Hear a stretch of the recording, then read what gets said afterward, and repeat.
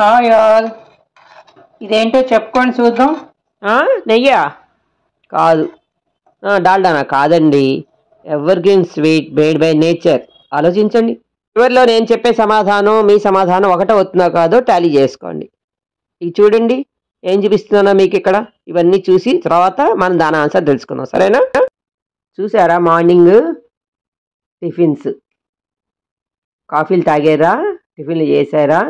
మరి ఇవన్నీ home made tiffins. ముందుగా home made tiffins and snacks చూడండి. తర్వాత ever green sweet made by nature చూద్దాం అదేంటో. చూడండి, జంతికలు అవి ఎట్లా ఉన్నాయి. సన్నకార పూస, బియ్యంతో చేసిన, బియ్య పిండితో చేసిన జంతికలు, మిరపకాయ బజ్జీలు, రకరకాల వంకాయ బజ్జీలు, కాఫీ, ఆలు బజ్జీలు, ఇలాగే ఆకుకూరలతో కూడా వేస్తారు తెలుసా మీకు?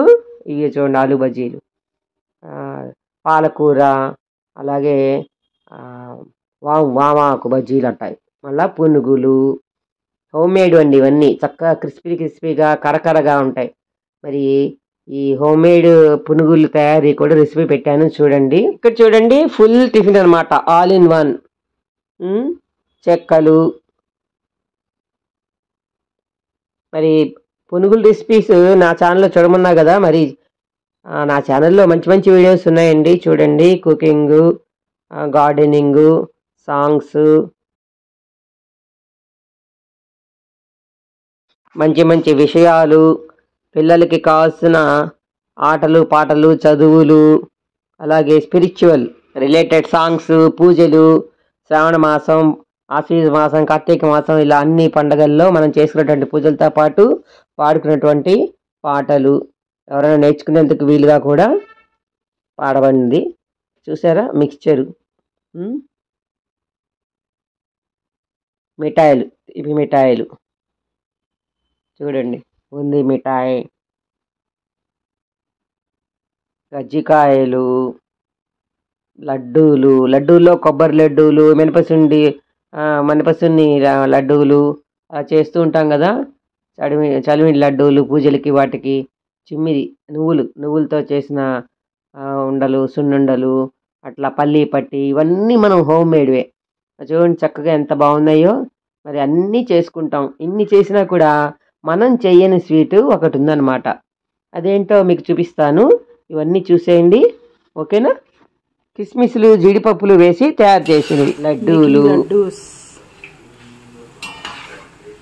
లడ్డూలు చేయటం ఈజీనే తెలుసండి. జీడిపప్పు బూందీ తీసుకుని పెట్టుకుని పక్కన పాకం, పందార పాకం, కొంచెం పందార కరిగేటట్టుగా పట్టేసుకుని దాంట్లో ఇవి వేసి కలుపుకొని పెట్టుకోవటమే.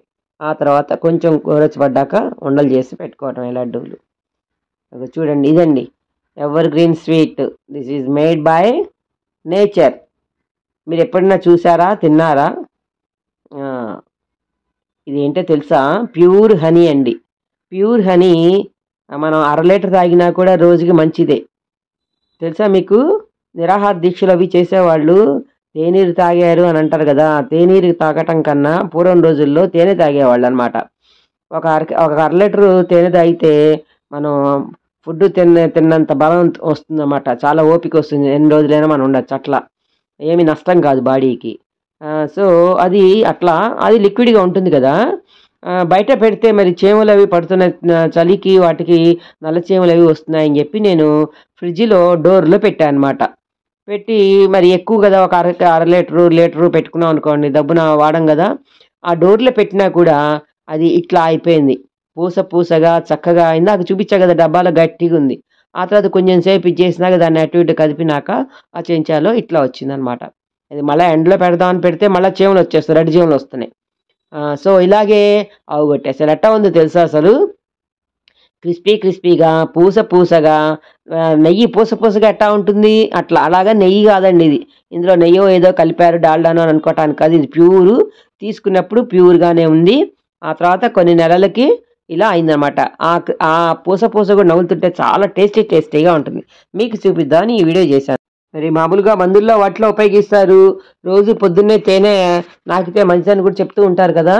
మరి ఇంతే కాదు, ఎందుకంటే తర్వాత నేను ఇలా ఉందని చెప్పి మా వాళ్ళు చూపిస్తే మా వాళ్ళు యుఎస్లో దాని డేట్ ఎంతో చూపించారు. అక్కడ కూడా దొరుకుతుందట ఆ మాల్స్లో.